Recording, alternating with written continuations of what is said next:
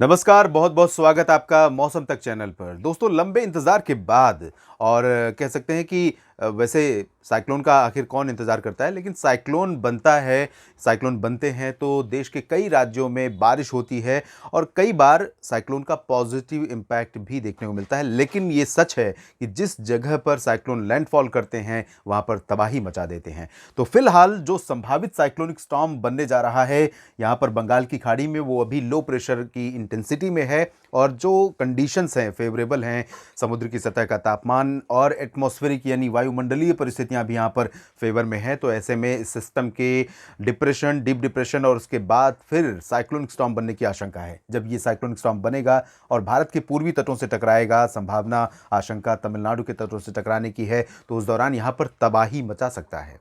यहाँ पर तो नुकसान होगा, बड़े पैमाने पर नुकसान हो सकता है, जान और माल के नुकसान की संभावना रहेगी, आशंका रहेगी, घर नष्ट हो सकते हैं, कच्चे मकान तबाह हो सकते हैं और कई स्ट्रक्चर डैमेज हो सकते हैं, पेड़-पौधे और इलेक्ट्रिक पोल्स गिर सकते हैं। ये सब कुछ डिसरप्ट हो सकता है और कुछ दिनों के लिए एयर, वाटर और इलेक्ट्रिसिटी सप्लाई प्रभावित हो सकती है। लेकिन इसके बावजूद कई बार इनके पॉजिटिव इम्पैक्ट कुछ और इलाकों पर देखने को मिलते हैं। तो इसका पॉजिटिव इम्पैक्ट फिलहाल सेंट्रल इंडिया के तमाम इलाकों की तरफ दिख सकता है, जहां बारिश का इंतजार था। हो सकता है कि इस सिस्टम के चलते बारिश हो। फिलहाल उत्तर भारत के भागों से होकर गुजर रहे डब्ल्यूडी के चलते थोड़ी बहुत वर्षा पर्वतीय इलाकों में होगी, लेकिन बहुत ज़्यादा उम्मीदें नहीं हैं।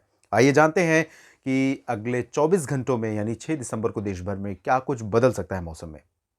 उत्तर भारत के पास से न गुजरने के चलते डब्ल्यूडी के जो पर्वतीय इलाके हैं यहाँ पर बारिश और स्नोफॉल फिलहाल लंबे समय से नहीं हो रही है और यही वजह है कि उत्तर भारत के तमाम इलाकों में लोगों को ऐसा लग रहा है कि इस बार सर्दियां अभी दूर हैं, शायद सर्दियों की शुरुआत नहीं हुई है। लेकिन आप जानते हैं कि तापमान, मिनिमम टेम्परेचर गिरे हुए हैं और मैक्सिमम अभी एबव नॉर्मल रिकॉर्ड किए जा रहे हैं, जिस वजह से लोगों को ऐसा लग रहा है कि तापमान में सर्दियों की औपचारिक शुरुआत या अच्छी सर्दियों की शुरुआत नहीं हुई है। आपको बता दें कि इस डब्ल्यूडी जो ट्रैक है डब्ल्यूडी का, इसके चलते क्योंकि काफ़ी दूर से गुजर रहा है, लेकिन इसके बावजूद ये काफ़ी प्रभावशाली है। तो इसका इम्पैक्ट आपको गिलगित बाल्टिस्तान, मुजफ्फराबाद और लद्दाख में, जम्मू कश्मीर में कुछ ऊंचाई वाले इलाकों में और हिमाचल प्रदेश के ऊंचाई वाले इलाकों में दिखाई पड़ सकता है। आज भी यहाँ पर इम्पैक्ट है और कल भी रहेगा। थोड़े बहुत बादल यहाँ पर रहेंगे इस पूरे रीजन में और कहीं-कहीं पर हल्की वर्षा या स्नोफॉल की संभावना रहेगी। बाकी बहुत ज़्यादा इम्पैक्ट, बहुत ज़्यादा प्रभाव इसका पड़ेगा, ऐसे संकेत नहीं हैं। मैदानी इलाकों की तरफ अगर हम रुख करें या बाकी पर्वतीय क्षेत्रों की बात करें, तो हिमाचल प्रदेश और उत्तराखंड के बाकी जगहों पर, दक्षिणी भागों में क्लियर और ड्राई वेदर रहेगा। नो स्नोफॉल, नो रेन यहाँ पर रहेगा और पंजाब, हरियाणा, दिल्ली की बात करें तो यहाँ पर आप देख सकते हैं कि पूरा का पूरा रीजन साफ-सुथरा नज़र आ रहा है और ये साफ-सुथरा रीजन रहेगा। यहाँ पर बारिश नहीं होगी, बादल भी नहीं होंगे। थोड़े बहुत बादल पंजाब के इलाकों में कहीं-कहीं पर दिखाई दे सकते हैं। फ़ाज़िलका और अमृतसर, ये सब जो रीजन है, साथ ही साथ चूरू, गंगानगर, हनुमानगढ़ का ये वाला जो हिस्सा है, बाकी जगहों पर क्लियर और ड्राई वेदर रहेगा। उत्तरी दिशा की हवाएँ अपना इम्पैक्ट दिखाएँगी पूरे रीजन पे। तो अमृतसर, फ़ाज़िलका, फरीदकोट, लुधियाना, पटियाला, बरनाला, मोगा, साहिबज़ादा अजीत सिंह नगर, शहीद भगत सिंह नगर, रूपनगर, नवां शहर, भटंडा, बरनाला, मोगा, इन सभी जगहों पर, साथ ही पंचकुला, अंबाला से लेकर करनाल, कैथल, कुरुक्षेत्र, जींद और सोनीपत, पानीपत, हिसार, सिरसा, रोहतक, फतेहाबाद, रेवाड़ी, चरखी दादरी, झज्जर, महेंद्रगढ़, गुरुग्राम, फरीदाबाद समेत दिल्ली एनसीआर में पूरी तरह से इन हवाओं का इम्पैक्ट बढ़ जाएगा। मिनिमम टेम्परेचर आज के मुकाबले कल मैं पूरी तरह से आश्वस्त हूं कि 1 डिग्री और नीचे चला जाएगा।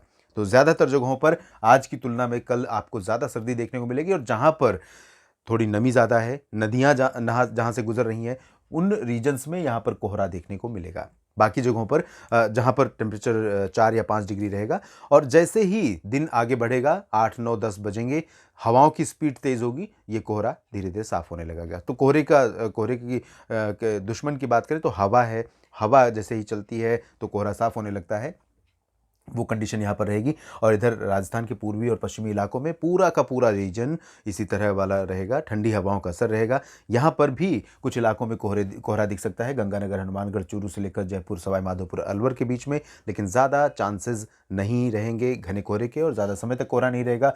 उत्तर प्रदेश की बात करें तो यहाँ पर पूरा का पूरा जो रीजन है, यहाँ से जो नदियाँ गुजरती हैं, चाहे वो गंगा की बात करें या यमुना की बात करें या अन्य नदियों की बात करें, उन नदियों के आसपास के इलाकों में और जहाँ पर मॉइस्चर ज़्यादा है, हवाओं में बना हुआ है पहले से, या फुट हिल्स पर थोड़ा मॉइस्चर ज़्यादा रहता है आमतौर पर यहाँ पर फुट हिल्स होने के चलते, तो यहाँ पर कुछ इलाकों में इन हवाओं में नमी होने के चलते कोहरा बढ़ सकता है। तापमान जैसे ही नीचे जाएगा तो 1 डिग्री टेम्परेचर यहाँ पर भी गिर सकता है, वाराणसी से लेकर कानपुर, लखनऊ, झांसी और मेरठ, मुरादाबाद, सहारनपुर के बीच में तमाम जगहों पर।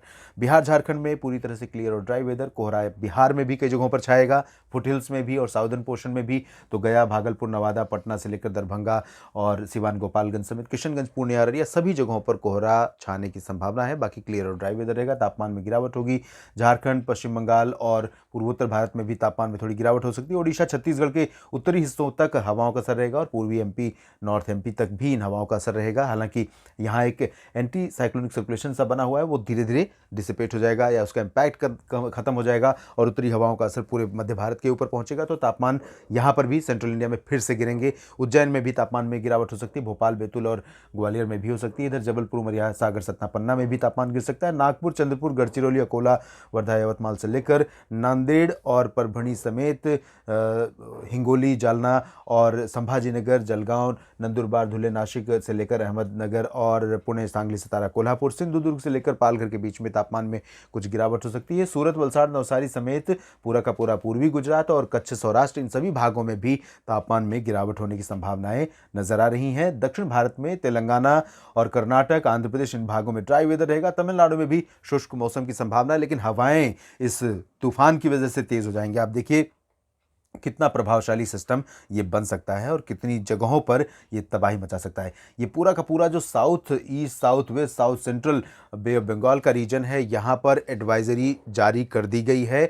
मछुआरों को इन इलाकों से दूर रहने की सलाह दी गई है और किसी भी तरह की वाटर एक्टिविटीज़ या सी रिलेटेड एक्टिविटीज़ से दूर रहने के लिए कहा गया है, ताकि किसी अप्रिय स्थिति का सामना न करना पड़े। क्योंकि साइक्लोन की वजह से कई बार टाइड जो होती हैं, हाई टाइड, वो जानलेवा हो जाती हैं। बड़ी बड़ी जहाज़ें उस टाइड, उस लहर की आगोश में समा जाती हैं। तो यहाँ सतर्क रहने की ज़रूरत है। एडवाइजरी को रूल आउट करने की ज़रूरत नहीं है।